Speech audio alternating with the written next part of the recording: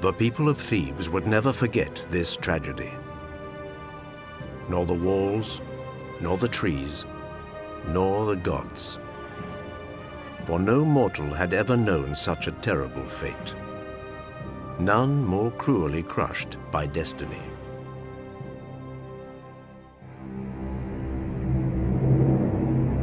This is the story of Oedipus.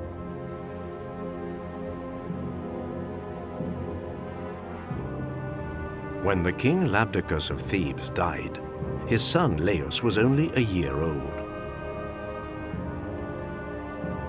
The child could have been entrusted to a tutor. A regent could have been appointed. But two impostors usurped the throne of Thebes, forcing the young Laius out of the city.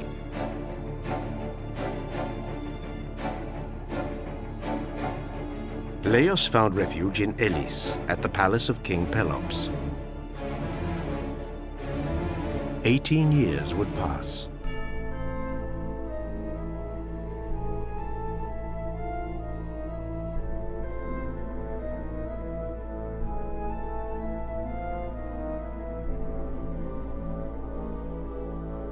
King Pelops had a son, Chrysippus, whose education had been entrusted to his protege Laius. Chrysippus was a handsome boy. Laius's heart was overcome and he fell hopelessly in love with his pupil. Chrysippus rejected his advances. All he wanted from Laius was his friendship. So Laius set out to obtain by force what he had failed to obtain through seduction.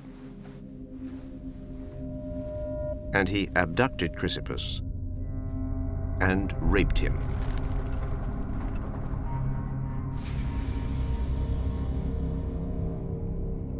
Not only did Laius violate the young boy's integrity, he also broke the sacred laws of hospitality, thus betraying the trust King Pelops had placed in him.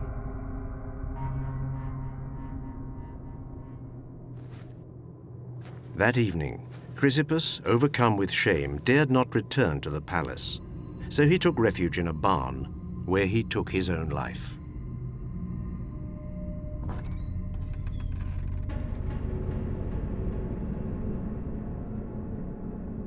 When King Pelops discovered his son's lifeless body, he called on the gods to punish Laius.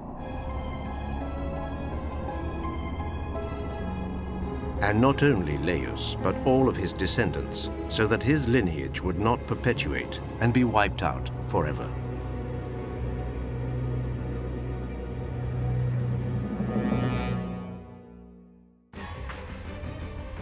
Horrified by the crime he had committed and terrified by the curse of Pelops, Laius fled. He returned to Thebes, where the two usurpers who had exiled him had died.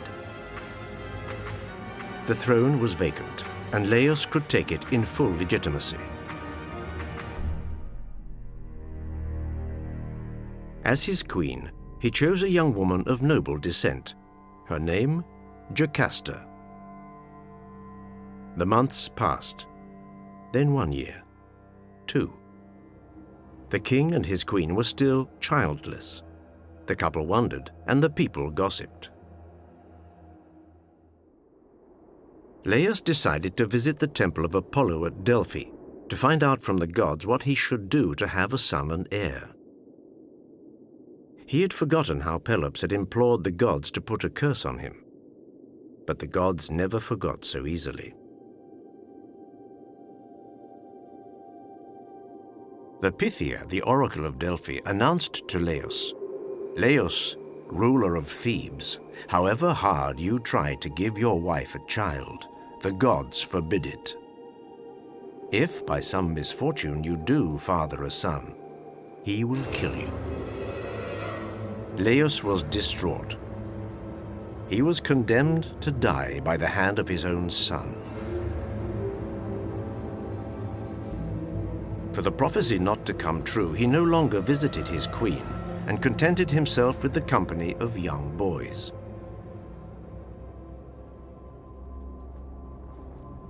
But one day, desire got the better of him. and he slipped into the bed next to Jocasta.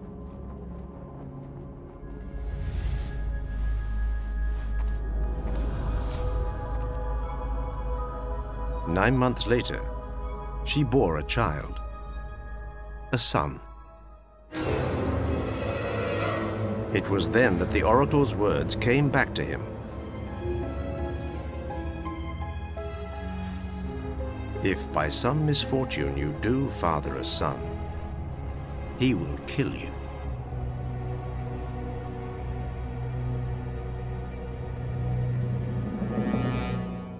Laius implored the pity of the gods while pacing the corridors of his palace. He sought a way out, a way of deflecting fate and ensuring the prophecy wouldn't come true. Could he kill his own son? No, that was unthinkable. The gods would double their wrath. Suddenly, an idea came to him. He summoned a shepherd and ordered him to take the newborn into the mountains and abandon him so that he would be devoured by wild beasts. To make sure the child couldn't escape, he commanded him to pierce his ankles with an iron rod to sever the tendons.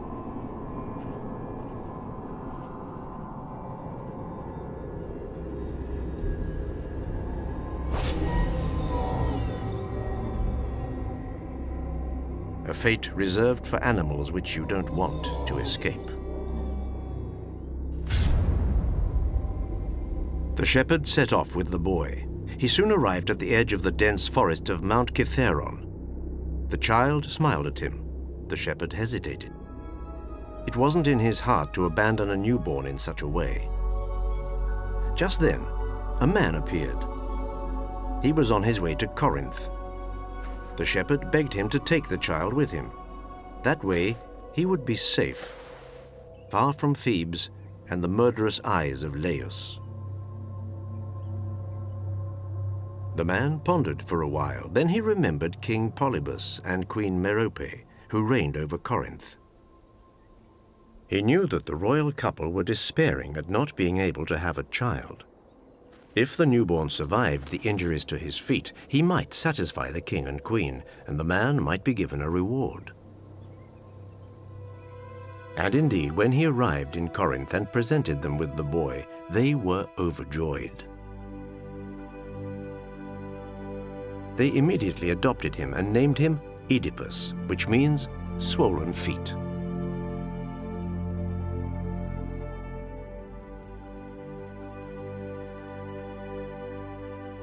So Oedipus was raised in Corinth, surrounded by the love and affection of those who had become his parents. As he grew, although he still walked with a slight limp, Oedipus drew the admiration of everybody. No one doubted that one day he would be a worthy successor to King Polybus. But one night during a grand banquet, one of the guests, drunk on wine, declared to the young Oedipus, "You know what? You're an illegitimate child." Illegitimate? A shocked Oedipus asked the gathering to tell him this was untrue, that he was indeed the natural-born son of Merope and Polybus. Nobody moved.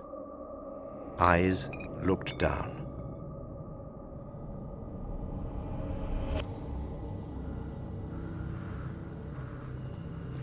Oedipus rushed to his father and demanded the truth. Polybus was troubled and reassured him as he could. Oedipus truly was his son, whatever the conditions of his birth.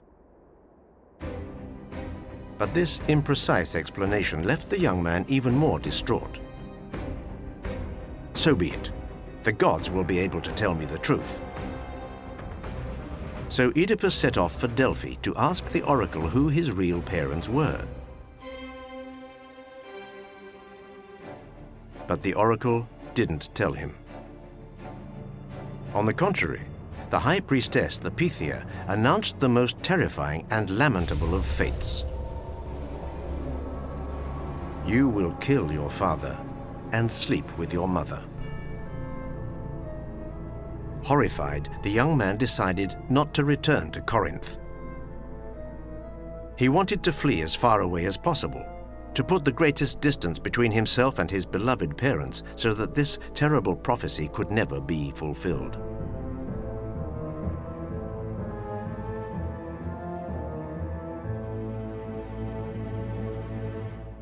Escaping from this imposed fate became Oedipus's sole objective. He climbed on his chariot and set off. He wandered here and there, crossing villages, a ghostly silhouette, indifferent to everything. He had no more homeland, no country to call his own. He was nothing. One day, at a place where 3 roads to Delphi met, Oedipus encountered another chariot driven by an elderly man with a certain distinction. At his side was a servant. At this spot, the road was too narrow for the 2 chariots to pass face on. The impatient charioteer ordered Oedipus to give way. Before Oedipus had a chance to react, the man drove his chariot and team directly at him.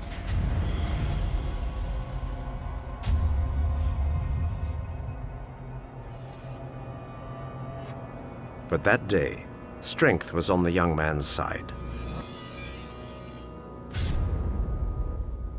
Oedipus drew his sword and plunged it into his opponent's entrails. It all happened so fast that the servant had no time to intervene. Fearing that he would be killed as well, he took flight. He ran and ran until he felt his lungs would burst, but didn't give up until he reached the walls of his city, Thebes. There, he dropped to his knees and announced the terrible news. The king Laius, has just been assassinated. This misfortune only added to the climate of fear which had reigned for years over the city, because, not far from the gates of Thebes, a monstrous creature had taken up residence on a promontory, one of the most fearsome divinities of the underworld, the Sphinx. The Sphinx had a female head and bosom, but the body and haunches of a lioness and the wings of an eagle. She asked each traveler who happened by to solve a riddle, always the same one, and no one had ever solved it. So each one was devoured. Oedipus was still wandering the roads when he came across Thebes.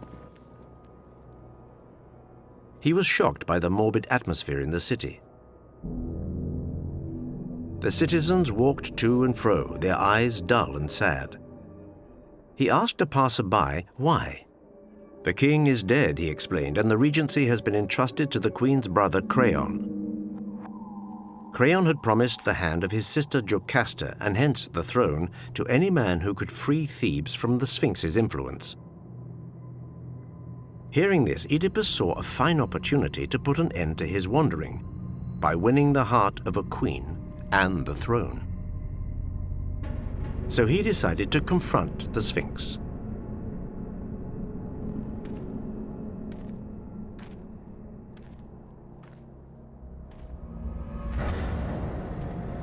The creature was there, an ironic smile on her lips. Here was some new prey.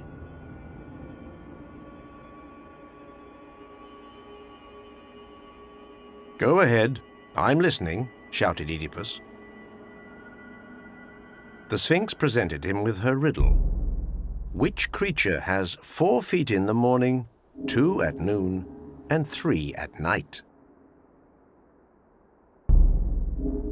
Oedipus put his mind to work.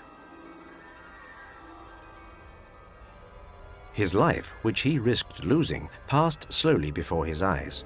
Then, without fear, Oedipus finally replied, "Man." An infant has 4 feet because he crawls with his knees and hands. As an adult, he has 2 feet because he walks upright. and old he has 3 because he walks with a cane. The Sphinx suddenly leapt into the air.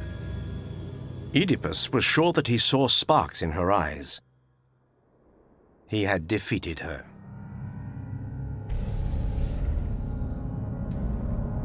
The creature flung herself off the promontory, falling to her death on the rocks below.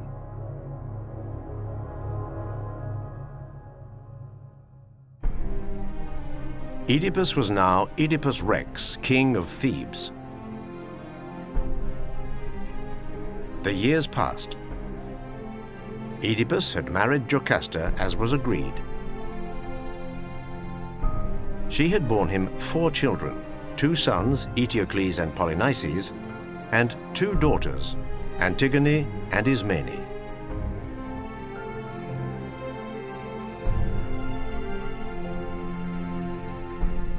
Oedipus had now reached the age of the charioteer he had killed one day. It was then that he was to face one final challenge, the most terrible of all. An appalling disease was spreading through Thebes, striking down both young and old.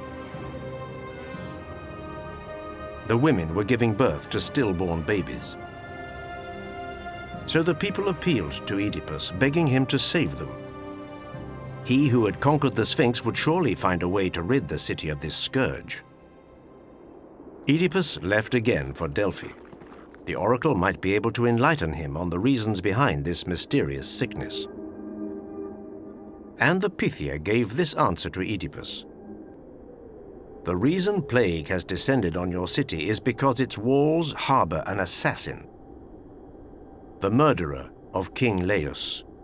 As long as he is not uncovered and chased out of the city, disease will spread until all are dead.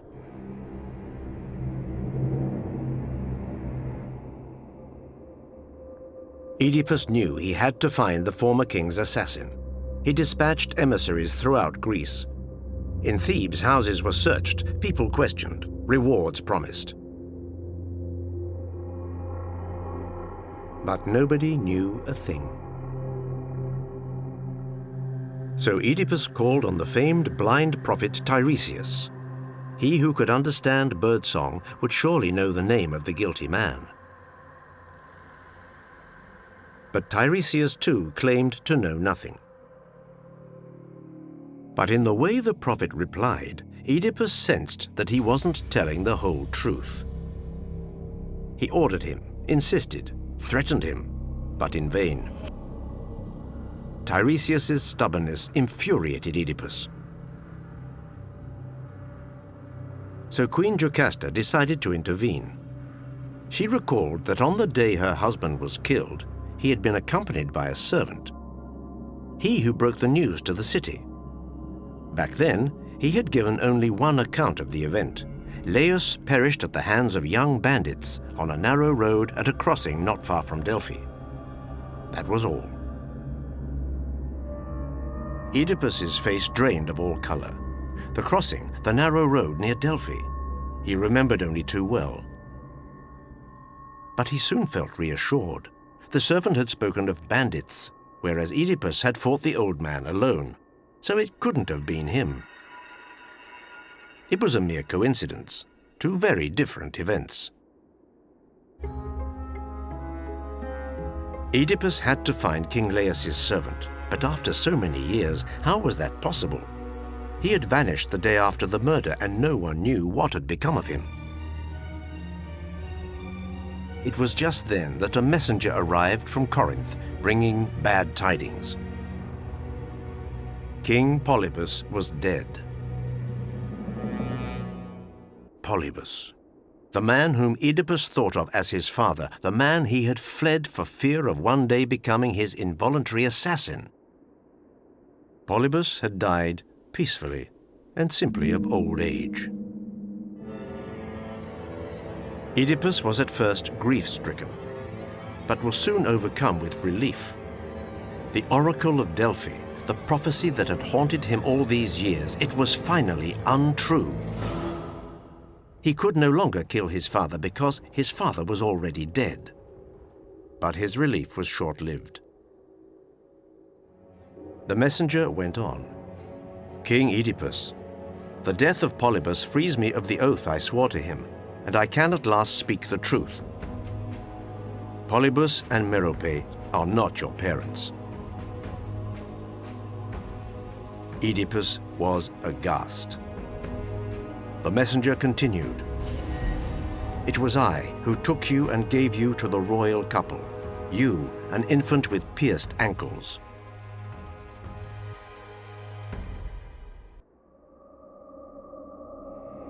With a trembling voice, Oedipus asked,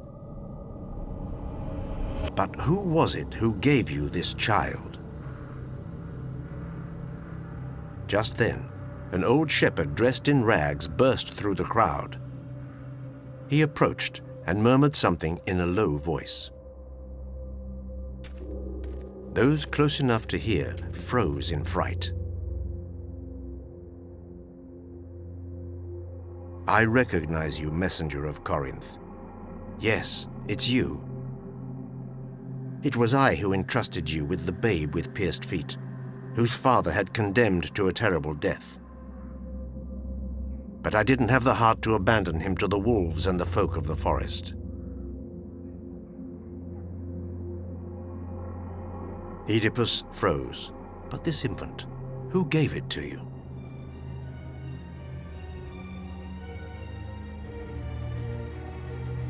The old shepherd looked at Oedipus with his weary eyes and muttered, "The child was the son of King Laius and Queen Jocasta."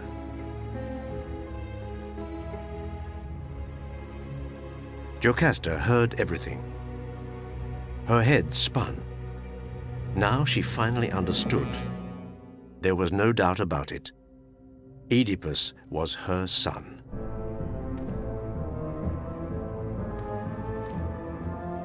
She rushed from the throne room. And so it came to pass that while he had done everything to avoid the prophecy made at Delphi, Oedipus had fulfilled it. The unfortunate son had indeed killed his father and married his own mother. Oedipus turned to Jocasta, but she had gone. Filled with dread, he rushed to the palace and entered the room of the queen. There was Jocasta, dead, swinging, a rope around her neck. His heart broken and his soul destroyed, Oedipus ripped the golden pins which fastened his mother's robes. And expressing all the anger, violence, wrath, and cruelty of an executioner, he screamed out,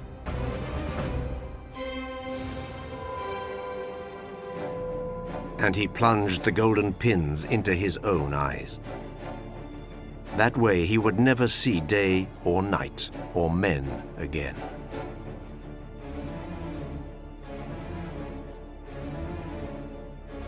Oedipus left the city, accompanied by his daughter Antigone.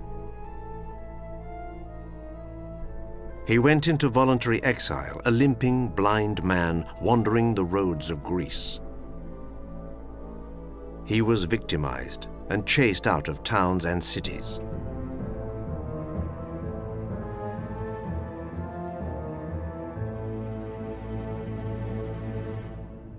But was Oedipus guilty?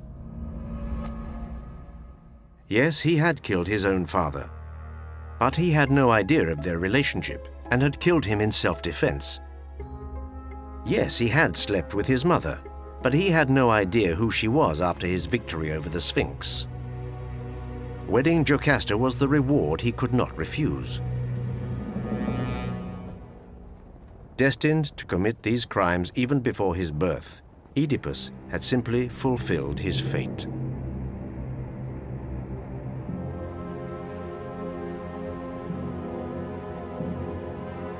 Nothing could have prevented this, except death. and the more he fought against his fate, the more he brought about its fulfillment.